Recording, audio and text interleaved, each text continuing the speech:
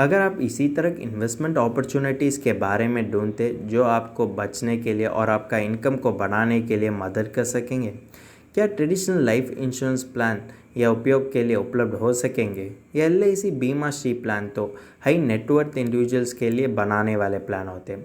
क्या यह प्लान आपका इन्वेस्टमेंट पोर्टफोलियो में होना चाहिए या प्लान वजह से आप तो लॉन्ग रन में वेल्थ बना कर सकेंगे? आज यह वीडियो में हम देखेंगे कि एलआईसी बीमा स्ट्रीम प्लान आपका इन्वेस्टमेंट पोर्टफोलियो में होना चाहिए और कि नहीं होना चाहिए। इसके बारे में हम डिटेल एनालिसिस करते हैं। चलो वीडियो शुरू करते हैं। हेलो दोस्तों, welcome to holistic investment dot in YouTube channel. ये एलआईसी बीमा सी प्लान होते हैं कि non link participating individual life assurance saving plan. अब पहले हम देखेंगे कि इसका फीचर्स। ये एलआईसी बीमा स्ट्रीम प्लान तो स्पेशली हाई नेटवर्थ इंडिविजुअल्स के लिए बनाने वाले प्लान होते हैं और इसका पॉलिसी टर्म होते हैं कि 14 ईयर्स, 16 ईयर्स, 18 ईयर्स और कि 20 ईयर्स। इसमें देखें तो प्रीमियम तो रेगुलरली आप तो ईयरली, हाफ ईयरली, क्वार्टरली और मंथली मोड में भी आप तो पे कर सकेंगे। अब नेक्स्ट हम ये एलआईसी बीमा श्री प्लान में होने वाले बेनिफिट्स के बारे में हम देखेंगे। इसमें इन्वेस्टर के लिए 3 बेनिफिट्स तो ऑफर कर दिया जाते हैं। पहले होते हैं कि डेथ बेनिफिट, दूसरा होते हैं कि सर्वाइवल बेनिफिट, तीसरा होते हैं कि maturity benefit. Death benefit sum assured on death के साथ अक्रूड गारंटीड एडिशंस और लॉयल्टी एडिशंस भी डेथ बेनिफिट के नाम पर दे दिया जाते हैं। इसमें सम एश्योर्ड ऑन डेथ होते हैं कि 125% of the basic sum assured और कि 7 times of the analyse premium और कि 105% of the total premium paid.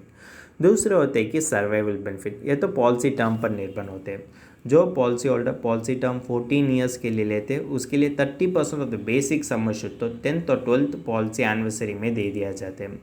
जो पॉलिसी होल्डर के लिए पॉलिसी टर्म होते हैं कि 16 ईयर्स उसके लिए 35% of the basic sum assured तो 12th और 14th पॉलिसी एनिवर्सरी में दे दिया जाते हैं। और जो पॉलिसी होल्डर के लिए पॉलिसी टर्म होते हैं कि 18 ईयर्स उस पॉलिसी होल्डर के लिए 40% of the basic sum assured तो 14th और 16th पॉलिसी एनिवर्सरी में दे दिया जाते हैं। और जो पॉलिसी होल्डर के लिए पॉलिसी टर्म होते हैं कि 20 ईयर्स उस पॉलिसी होल्डर के लिए 45% of the basic sum assured तो 16th और 18th पॉलिसी एनिवर्सरी में दे दिया जाते हैं। तीसरे होते हैं कि मैच्योरिटी बेनिफिट। अगर देखें तो जो policy holder policy term 14 years के लिए लेते हैं उसके लिए मैच्योरिटी बेनिफिट होते हैं कि 40% of the basic sum assured. और जो policy holder policy term 16 years के लिए लेते हैं उसके लिए 30% ऑफ द सम एश्योर्ड तो मैच्योरिटी बेनिफिट के नाम पर दे दिया जाते हैं। और जो policy holder policy term 18 years के लिए लेते हैं उसके लिए 20% ऑफ द सम एश्योर्ड तो मैच्योरिटी बेनिफिट के नाम पर दे दिया जाते हैं। और जो पॉलिसी होल्डर के लिए पॉलिसी टर्म होते हैं कि 20 ईयर्स उस पॉलिसी होल्डर के लिए 10% ऑफ द सम एश्योर्ड तो दे दिया जाते हैं। अब नेक्स्ट हम देखेंगे कि एलआईसी बीमा श्री प्लान में होने वाले एडवांटेजेस। इसमें इन्वेस्टर के लिए गारंटीड एडिशंस, राइडर ऑप्शन भी दे दिया जाते हैं और चाहते हैं तो सर्वाइवल बेनिफिट डिफर भी कर सकेंगे। इसमें डेथ बेनिफिट और मैच्योरिटी बेनिफिट और चाहते हैं तो इंस्टॉलमेंट्स में भी ले सकते हैं। हाई सम एश्योर्ड के लिए रिबेट भी अवेलेबल होते हैं। जब आप एडवांटेजेस ऑफ अ प्लान देखें तो आपको डिसएडवांटेजेस के बारे में भी जानकारी होने की ज़रूरत पड़ती है। इसमें देने वाले लॉयल्टी एडिशंस तो नॉन गारंटीड होने के कारण इन्वेस्टर तो उसका भविष्यकाल खर्च को तो प्लान नहीं कर सकेंगे। इसी कारण के लिए उसको फाइनेंशियल गोल्स अचीव करने में थोड़ा सा कठिन लगती है। और देखें तो इसमें देने वाले सर्वाइवल बेनिफिट और इसका एक्चुअल रिक्वायरमेंट के बीच तो ज़्यादा गैप होने के कारण इन्वेस्टर के लिए फाइनेंशियल गोल्स अचीव करने में ज़्यादा मुश्किल पड़ सकेंगे। ये तो किसी भी इन्वेस्टमेंट प्रोडक्ट का अच्छा साइन नहीं बनती है। इसी कारण के लिए आप तो ज़्यादा सोचने की ज़रूरत पड़ती है कि किस तरीके का इन्वेस्टमेंट प्रोडक्ट आपको फाइनेंशियल गोल्स अचीव करने में मदद कर सकेंगे। हमने अब तक एलआईसी बीमा श्री प्लान के बारे में बेसिक फीचर्स और उसकी बेनिफिट्स के बारे में बातचीत कर दिया जाता है। अब देखेंगे कि रिटर्न्स के बारे में। और रिटर्न्स को फिगर आउट करने के लिए हम तो पॉलिसी ब्राउचर से बेनिफिट इलस्ट्रेशन को निकाल कर दिया जाते हैं। अब देखें तो ये पोटेंशियल रिटर्न के साथ हम तो अदर इन्वेस्टमेंट रिटर्न को भी कंपेयर करते हैं जिसके वजह से आपको डिसीजन लेने के लिए आसानी पड़ती है। अगर देखें तो इसमें एक आदमी होते हैं कि 30 ईयर्स ओल्ड और उन्होंने एलआईसी बीमा श्री प्लान को खरीद कर दिया जाते हैं। उसका सम एश्योर्ड होते हैं कि 10 लाख और उसका प्रीमियम पेइंग टर्म होते हैं कि 10 ईयर्स और पॉलिसी टर्म होते हैं कि 14 ईयर्स। इसका एनालाइज प्रीमियम होते हैं कि 1,08,584। अगर देखें तो इसमें देने वाले सर्वाइवल बेनिफिट होते हैं कि 3 लाख और वो तो पॉलिसी होल्डर के लिए दोनों बार तो दे दिया जाते हैं। और इसमें मैच्योरिटी बेनिफिट में सभी बोनस तो इंक्लूड कर दिया जाते हैं और तो 14 ईयर्स अंतिम पर पॉलिसी होल्डर के लिए दे दिया जाते हैं। इसमें देखें तो assumed projected rate of return होते हैं कि 4% पर एनम और कि 8% पर एनम। ये तो भी कोई भी अपर लिमिट और लोअर लिमिट नहीं होते, ये तो सिंपली इंडिकेट करते हैं कि मार्केट का वर्स्ट केस सिनेरियो और कि बेस्ट केस सिनेरियो। अगर आपने 4% सिनेरियो में देखें तो इन्वेस्टर का फाइनल मेच्योरिटी वैल्यू होते कि 9.25 लाख और इसका IRR होते कि 4.11%।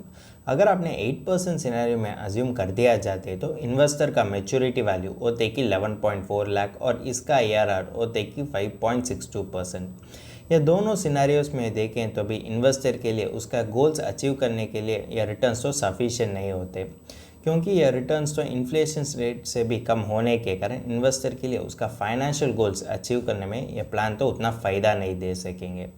अगर इन्वेस्टर तो LIC बीमा श्री प्लान में इन्वेस्ट कर दिया जाते तो उसके लिए उसका फाइनेंशियल गोल्स के लिए होने वाले कॉर्पस अचीव करने में मुश्किल पड़ सकेंगे। अब ये LIC बीमा श्री प्लान तो इन्वेस्टर के लिए लाइफ का सर्वाइवल बेनिफिट और मैच्योरिटी बेनिफिट तो दे दिया जाते, लेकिन इसमें देने वाले रिटर्न्स तो इन्वेस्टर के लिए उतना बेनिफिशियल नहीं पड़ती है। इसी कारण के लिए अब हम देखेंगे कि अगर वही इन्वेस्टर अदर इन्वेस्टमेंट एवेन्यू में वही इन्वेस्टमेंट अमाउंट इन्वेस्ट कर दिया जाते तो उसके लिए कितना रिटर्न्स मिल पाएगी, उसके बारे में हम देखेंगे। अब देखते थे LIC बीमा श्री प्लान के साथ हम एक pure term policy along with ELSS को कंपेयर करते हैं। इसमें देखें तो इन्वेस्टर तो सम अश्योर्ड ऑफ 10 लाख के लिए 8,000 पर एनम खर्च करने की ज़रूरत पड़ती है। इसमें इन्वेस्टर का प्रीमियम पेइंग टर्म होते कि 5 ईयर्स और पॉलिसी टर्म होते कि 14 ईयर्स। अर्लियर इलस्ट्रेशन में देखें तो प्रीमियम पेइंग टर्म होते कि 10 ईयर्स। इसी कारण के लिए वो तो नेक्स्ट 5 ईयर्स में वो तो पूरे 1.08 लाख को इन्वेस्ट कर सकेंगे। इन्वेस्टर चाहते हैं तो डेब्ट और इक्विटी इंस्ट्रूमेंट्स उसका रिस्क अपडेट पर ध्यान रखकर चुन कर सकेंगे। इक्विटी में ज़्यादा रिस्क पड़ती है, लेकिन रिटर्न भी उसी तरह होने के कारण उसको फाइनेंशियल गोल्स अचीव करने में ज़्यादा मदद कर सकेंगे। अगर देखें तो इक्विटी होते कि ELSS फंड हम कंसिडर करते हैं। अगर इन्वेस्टर ELSS फंड में इन्वेस्ट कर दिया जाते तो 10 साल अंतिम पर वो तो कैपिटल गेन टैक्स देने की ज़रूरत पड़ती है। अगर देखें तो टैक्स कैलकुलेशन भी आपके जानकारी के लिए नीचे दिया गया है। अगर देखें तो ELSS का पोस्ट टैक्स मैच्योरिटी वैल्यू होते है कि 19.45 लाख। अगर इन्वेस्टर चाहते तो वो तो फिर 7% इंस्ट्रूमेंट रिटर्न में इन्वेस्ट कर सकेंगे और LIC बीमा श्री प्लान की तरह वो तो 2 बार 3 लाख को विड्रॉ कर सकेंगे और यह LIC बीमा श्री प्लान की तरह वो तो 14 ईयर्स अंतिम पर पूरे मैच्योरिटी वैल्यू को विड्रॉ कर सकेंगे। एक pure term insurance along with ELSS investment का IRR होता है कि 9.25%। देखें तो ऑल्टरनेट इन्वेस्टमेंट में आपके लिए बेटर लाइफ का सर्वाइवल बेनिफिट और मैच्योरिटी बेनिफिट भी दे दिया जाता है। उसी समय आपके लिए LIC बीमा श्री प्लान से भी वो तो अच्छा रिटर्न तो कमा कर सकेंगे। जब आप IRR एनालिसिस देखेंगे तो आपको पता चलता है कि आप तो किस तरीके से इन्फ्लेशन बीटिंग रिटर्न्स को कमा कर सकेंगे और उसी तरीके से आप तो अगर सेपरेटली इन्वेस्ट कर दिया जाते तो आपको कितना फ़ायदा मिलते हैं। जब आप इंश्योरेंस और इन्वेस्टमेंट को कंबाइन कर दिया जाते तो आपको long term financial goals achieve करने में तो उतना फ़ायदा नहीं दे सकेंगे। अगर आप देखें तो ऑल्टरनेट इन्वेस्टमेंट चॉइसेस हो सकते हैं कि एक pure term life insurance along with PPF और की ELSS। आपका रिस्क अपडेट पर ध्यान रखकर आप तो दोनों इन्वेस्टमेंट चॉइस से एक इन्वेस्टमेंट चॉइस को चुन कर सकेंगे और आपका फाइनेंशियल गोल्स पर भी ध्यान रखने की ज़रूरत पड़ती है कि किस इन्वेस्टमेंट चॉइस आपका फाइनेंशियल गोल्स अचीव करने में मदद कर सकेंगे। लेकिन ये दोनों इन्वेस्टमेंट चॉइस भी LIC बीमा श्री प्लान से इन्वेस्टर के लिए ज़्यादा अच्छा रिटर्न तो कमा कर सकेंगे। हमने अब तक LIC बीमा श्री प्लान के बारे में ज़्यादा विषय तो बातचीत कर दिया जाता है। अब समय आ गया कि इसका फाइनल वर्डिक्ट देखने के लिए। LIC बीमा श्री प्लान तो इन्वेस्टर के लिए पीरियोडिक पेआउट्स के साथ साथ ये तो लाइफ इंश्योरेंस कवरेज भी पॉलिसी टर्म में दे दिया जाते हैं, लेकिन ये पीरियोडिक पेआउट्स वजह से आप तो किसी भी इंपॉर्टेंट माइलस्टोन्स को मीट नहीं कर सकेंगे और इसमें देने वाले रिटर्न ऑन इन्वेस्टमेंट भी इन्फ्लेशन से भी कम होने के कारण आपको फाइनेंशियल गोल्स अचीव करने में ज़्यादा मुश्किल पड़ सकेंगे। अगर देखें तो आप तो ज़्यादा प्रीमियम इन्वेस्ट करने के बावजूद भी आपके परिवार के लिए यह एश्योरेंस नहीं होते कि वो तो सुरक्षित हो सकेंगे या नहीं। अगर देखें तो LIC बीमा श्री प्लान तो आपका परिवार के लिए एडिक्वेट लाइफ इंश्योरेंस भी नहीं देते और उसी समय आपके लिए एक अच्छा इन्वेस्टमेंट ऑप्शन की तरफ भी नहीं काम करते हैं। सभी सेविंग्स कम इंश्योरेंस प्रोडक्ट में ज़्यादा खर्च करने की ज़रूरत पड़ती है और अगर देखें तो इसमें ट्रांसपेरेंसी भी कम होने के कारण इन्वेस्टर के लिए अनसर्टेन होते हैं कि वो तो कितना रिटर्न्स कमा कर सकेंगे। कारण होते हैं कि इसमें होने वाले हाई एजेंट कमीशन। इसके बावजूद अगर इन्वेस्टर तो एक प्योर टर्म लाइफ इंश्योरेंस लेते तो उसका लाइफ कवर तो सेटल्ड होते और उसके बाद वो तो लाइफ गोल्स के लिए अलग रूट से इन्वेस्ट करने की ज़रूरत पड़ती है। जब वो इन्वेस्टमेंट ऑप्शन के बारे में ढूंढते तो वो तो इसी तरह सोचना चाहिए कि जो इन्वेस्टमेंट ऑप्शन उसका ऑब्जेक्टिव्स और रिस्क अपडेट के लिए सही होते उसी तरह इन्वेस्टमेंट ऑप्शन ही उसको फाइनेंशियल गोल्स अचीव करने में मदद कर सकेंगे। और देखें तो सही इन्वेस्टमेंट चुनने में ज़्यादा मुश्किल पड़ती है, इसी कारण के लिए आप तो फाइनेंशियल प्लानर की मदद ले सकते हैं। वो तो आपके लिए होने वाले कॉम्प्रिहेंसिव फाइनेंशियल प्लान बना कर सकेंगे जिसके वजह से आपको फाइनेंशियल गोल्स अचीव करने में उतना मुश्किल नहीं पड़ती है। अगर आपको ये LIC बीमा शी प्लान के बारे में फर्दर एनालिसिस और डिटेल एनालिसिस इंग्लिश में पढ़ना चाहते हैं तो हमारा आर्टिकल पढ़ सकते हैं और इस आर्टिकल का लिंक तो डिस्क्रिप्शन में दिया गया है। अगर तुमको इस टॉपिक में और कोई अदर फाइनेंस और इन्वेस्टमेंट रिलेटेड टॉपिक में संदेह है तो हमारा फाइनेंशियल एक्सपर्ट के साथ अपॉइंटमेंट बुक कर सकता है। अपॉइंटमेंट का लिंक डिस्क्रिप्शन में दिया गया है।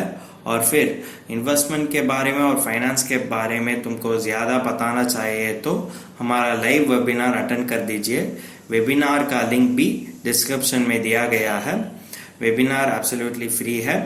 इस वीडियो तुमको पसंद है तो लाइक कर दीजिए, फ्रेंड्स के साथ शेयर कर दीजिए और ज़रूर सब्सक्राइब कर दीजिए। धन्यवाद।